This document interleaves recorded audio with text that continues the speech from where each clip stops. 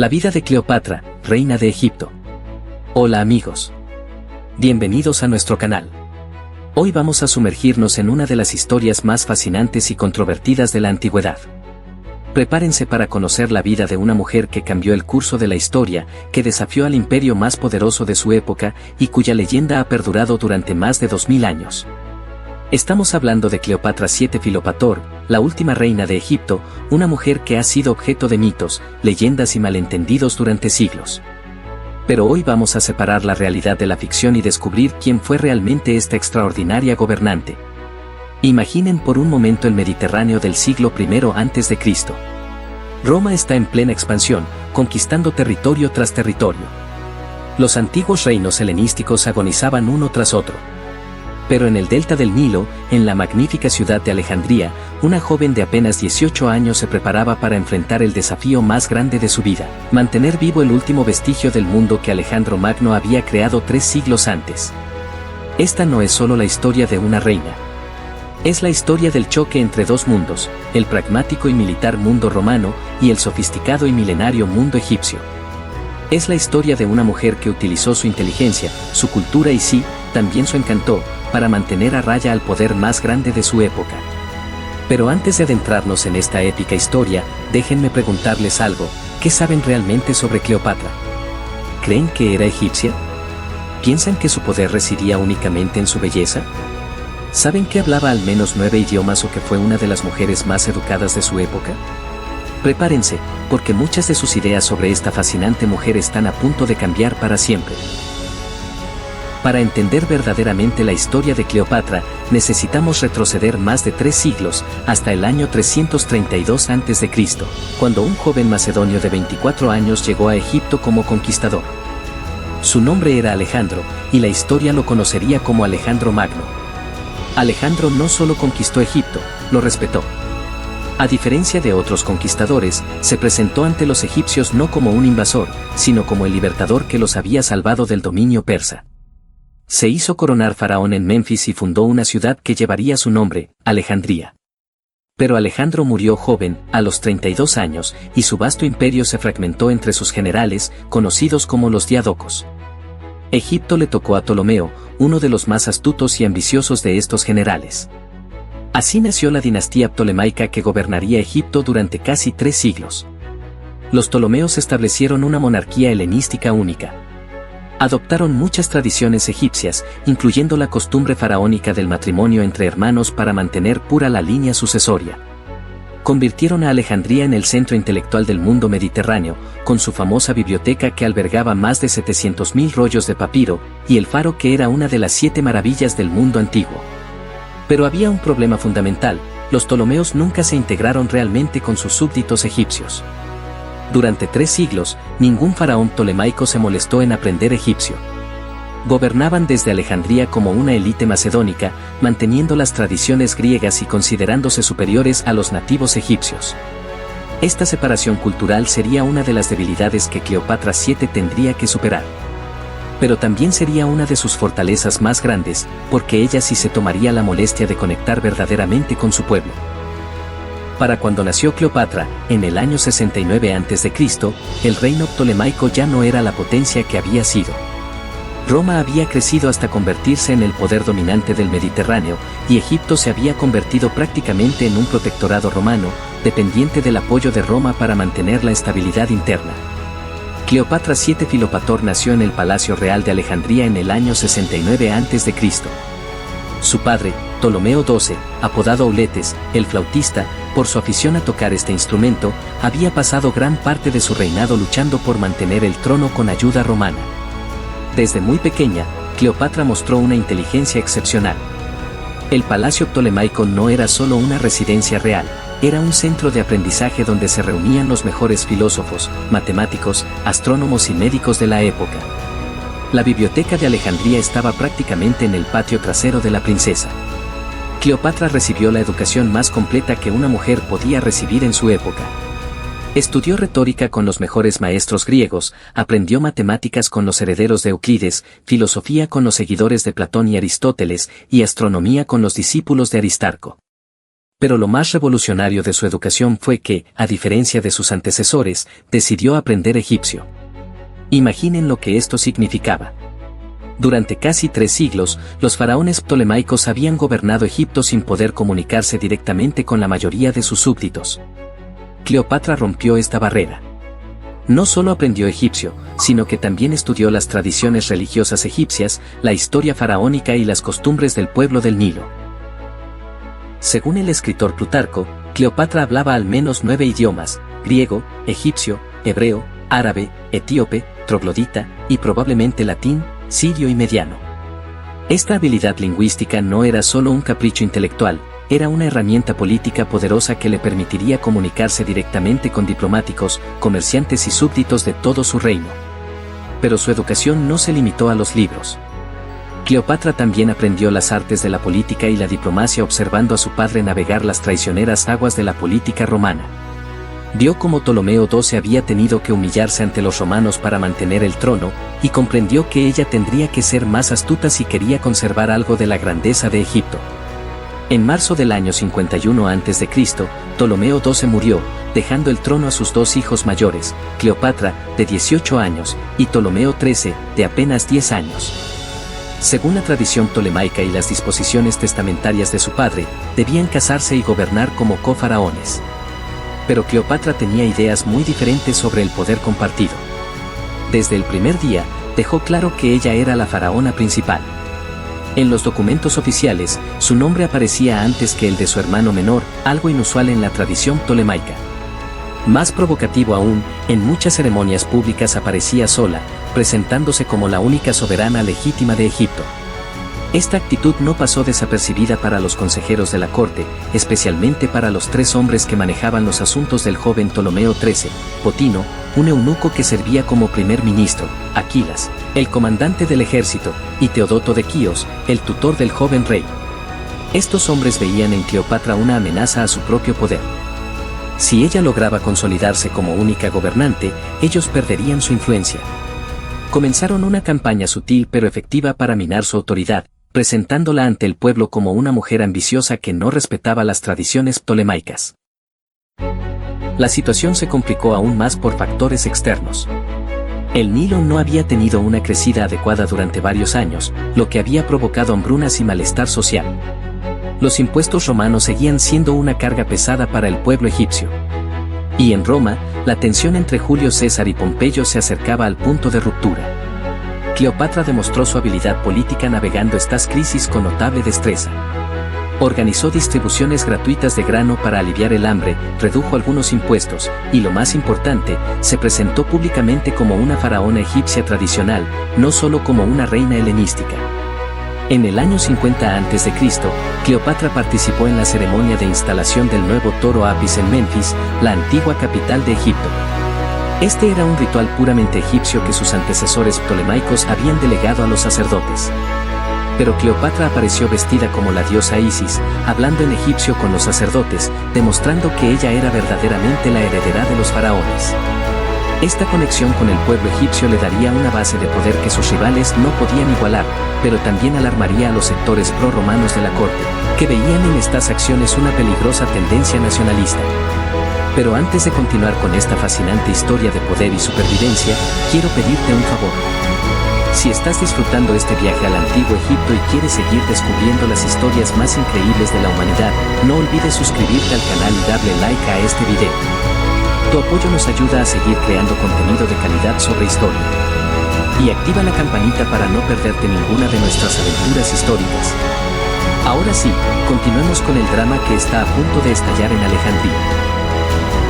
En el año 48 a.C., la tensión en el palacio ptolemaico llegó al punto de ruptura. Los consejeros de Ptolomeo XIII habían logrado convencer a suficientes nobles y oficiales del ejército de que Cleopatra representaba una amenaza para la estabilidad del reino.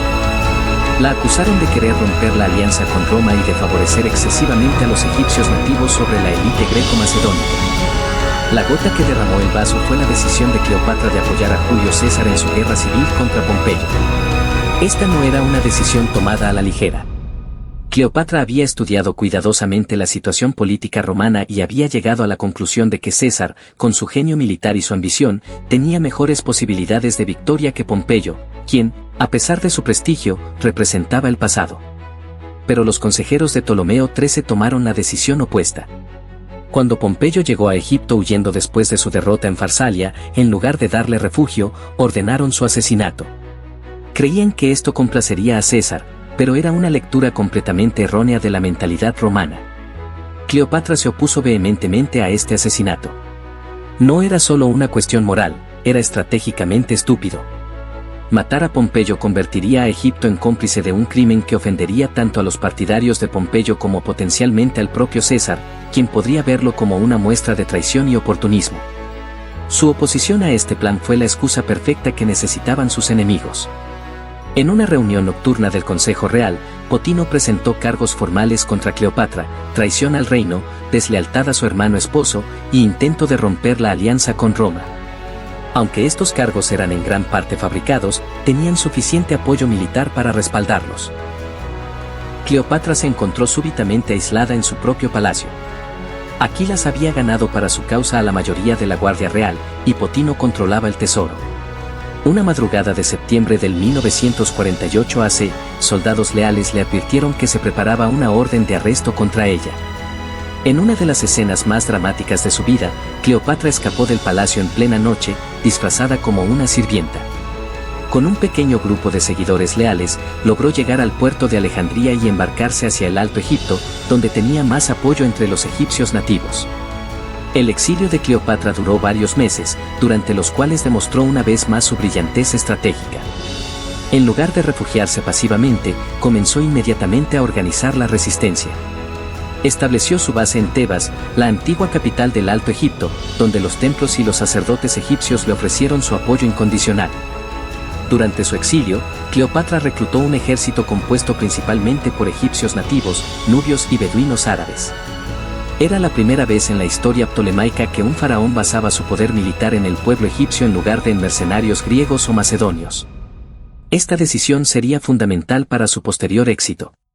En octubre del año 48 a.C., Julio César llegó a Alejandría persiguiendo a Pompeyo, solo para descubrir que su rival había sido asesinado por orden de Ptolomeo XIII. Contrariamente a las expectativas de los consejeros del joven faraón, César se sintió profundamente ofendido por este acto. Pompeyo había sido su yerno y, aunque enemigos políticos, César consideraba que merecía una muerte honrosa en batalla, no un asesinato traicionero. César estableció su cuartel general en el Palacio Real de Alejandría y demandó que los hermanos reales resolvieran su disputa bajo su arbitraje. Ptolomeo XIII llegó con gran pompa, rodeado de su ejército y sus consejeros. Pero Cleopatra estaba en una situación mucho más precaria, oficialmente era una fugitiva, y presentarse abiertamente ante César podría significar su captura inmediata. Fue entonces cuando Cleopatra ideó uno de los golpes de efecto más brillantes de la historia. Con la ayuda de su servidor siciliano Apolodoros, desarrolló un plan audaz para llegar hasta César sin ser detectada por los espías de su hermano. La versión más famosa de la historia, relatada por Plutarco, cuenta que Cleopatra se hizo envolver en una alfombra y fue llevada como un regalo hasta los aposentos privados de César. Cuando se desenrolló la alfombra, apareció ante el conquistador romano la mujer más poderosa de Egipto. Pero los historiadores modernos han sugerido versiones ligeramente diferentes. Algunos creen que fue envuelta en un saco de cuero para transportar ropa de cama, otros que se escondió en una cesta. Lo importante no era el método, sino el impacto. Cleopatra había logrado llegar hasta César cuando parecía imposible, demostrando tanto su valentía como su ingenio. Pero este encuentro no fue simplemente la seducción de un soldado romano por una bella egipcia, como han pintado Hollywood y la literatura popular. César tenía 52 años, había sido cónsul, había conquistado las Galias, y había visto todo tipo de lujos y mujeres hermosas. Cleopatra tenía 21 años, pero lo que realmente impresionó a César no fue su apariencia física, sino su inteligencia extraordinaria. Cleopatra llegó preparada. Hablaba latín perfectamente, conocía la historia romana mejor que muchos romanos, y entendía las complejidades de la política romana. Más importante aún, tenía una propuesta concreta, una alianza que beneficiaría tanto a Roma como a Egipto. Durante esa primera noche, Cleopatra le explicó a César la situación real de Egipto. Le mostró que Ptolomeo XIII era simplemente una marioneta en manos de Potino y Aquilas, hombres que habían demostrado su falta de confiabilidad al asesinar a Pompeyo. Le argumentó que ella, como faraona legítima, podía ofrecer a Roma un socio mucho más confiable y capaz. César, pragmático como siempre, vio inmediatamente las ventajas de esta alianza. Egipto era el granero del Mediterráneo y su riqueza era legendaria. Necesitaba esos recursos para financiar sus futuras campañas, y Cleopatra le ofrecía acceso a ellos sin tener que convertir Egipto en una provincia romana, lo que habría requerido una costosa administración militar. Pero también había una conexión personal innegable. Ambos eran personas extraordinariamente inteligentes y ambiciosas, acostumbradas a estar rodeadas de personas menos brillantes que ellos. En Cleopatra, César encontró una igual intelectual, alguien con quien podía discutir filosofía, política y estrategia al más alto nivel. En César, Cleopatra encontró no solo un protector militar, sino un hombre que respetaba su inteligencia y la trataba como una verdadera socia, no como una súbdita. Su alianza se selló esa misma noche, y al día siguiente, César convocó a Ptolomeo XIII para informarle de su decisión. Cleopatra sería restaurada como cofaraona, y ambos hermanos gobernarían juntos bajo protectorado romano. La decisión de César de restaurar a Cleopatra desató inmediatamente una crisis. Ptolomeo XIII, manipulado por sus consejeros, se sintió traicionado. Potino y Aquilas vieron que su poder estaba amenazado y decidieron actuar de forma desesperada. Lo que siguió fue la llamada Guerra Alejandrina, uno de los conflictos más dramáticos de la antigüedad. Aquilas movilizó el ejército egipcio, compuesto por unos 20.000 hombres, y sitió el palacio real donde César se había refugiado con solo 4.000 soldados romanos y Cleopatra. El sitio duró varios meses, desde noviembre del 1948 AC hasta marzo del 1947 AC. Durante este tiempo, César y Cleopatra vivieron prácticamente como prisioneros en el palacio, rodeados por fuerzas enemigas superiores en número. Pero esta situación forzada de convivencia fortaleció enormemente su relación personal. Durante los largos meses de asedio, Cleopatra demostró ser mucho más que una simple aliada política. Participó activamente en la planificación militar, utilizó su conocimiento de Alejandría para sugerir rutas de escape y puntos débiles en las defensas enemigas, y mantuvo comunicación secreta con sus partidarios en la ciudad. Una de las anécdotas más famosas de este periodo involucra la biblioteca de Alejandría. Durante una batalla naval en el puerto, se desató un incendio que se extendió hasta algunos edificios de la biblioteca. Aunque la destrucción fue limitada, tanto César como Cleopatra trabajaron juntos para salvar los manuscritos más valiosos, mostrando que incluso en medio de la guerra, ambos valoraban el conocimiento y la cultura. La situación cambió dramáticamente cuando llegaron refuerzos romanos desde Siria, comandados por Mitrídates de Pérgamo. Con estas tropas adicionales, César pudo romper el asedio y derrotar definitivamente a las fuerzas de Ptolomeo XIII.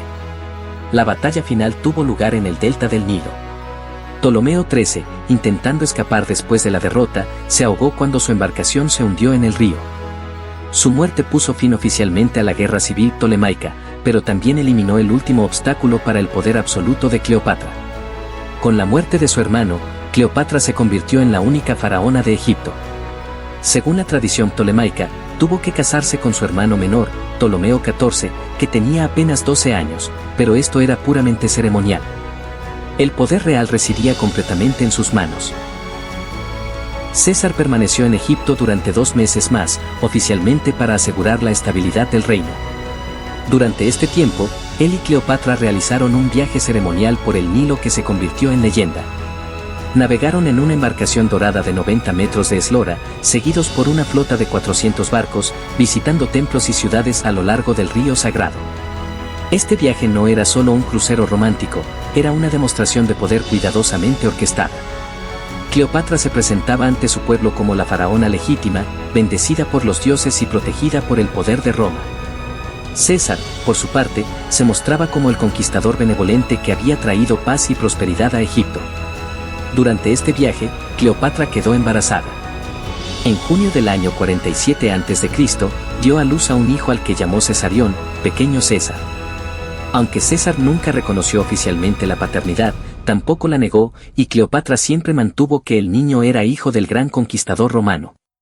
En el año 46 a.C., César invitó a Cleopatra a Roma. Esta visita causó un escándalo monumental en la sociedad romana. Una reina extranjera viviendo abiertamente como amante del hombre más poderoso de Roma era algo sin precedentes y profundamente ofensivo para las tradiciones republicanas romanas. Cleopatra llegó a Roma con una comitiva espectacular. Se instaló en una villa al otro lado del Tíber, acompañada de eruditos, artistas y sirvientes egipcios. Trajo consigo tesoros inimaginables, joyas, perfumes, sedas, especias y obras de arte que deslumbraron incluso a los romanos, acostumbrados al lujo. Pero no era solo una exhibición de riqueza, era una demostración de poder cultural. Cleopatra organizó salones intelectuales donde se reunían los mejores poetas, filósofos y científicos de Roma. Su presencia elevó el nivel cultural de la ciudad, pero también generó resentimiento entre aquellos que veían en ella una influencia corruptora sobre las costumbres romanas tradicionales. Si te has quedado fascinado con esta historia, como yo espero, no olvides darle like a este video y suscribirte al canal. Compártelo con tus amigos amantes de la historia y cuéntanos en los comentarios qué te ha parecido más impresionante hasta ahora de Cleopatra. Su inteligencia política, su valentía o su capacidad para sobrevivir en un mundo dominado por hombres. La historia de esta extraordinaria mujer nos enseña que el verdadero poder no reside solo en la fuerza militar o la riqueza, sino en la inteligencia, la cultura y la capacidad de adaptarse y sobrevivir ante las circunstancias más adversas. Nos vemos en el próximo video para continuar con esta épica historia. Que tengan una semana tan legendaria como la vida de Cleopatra.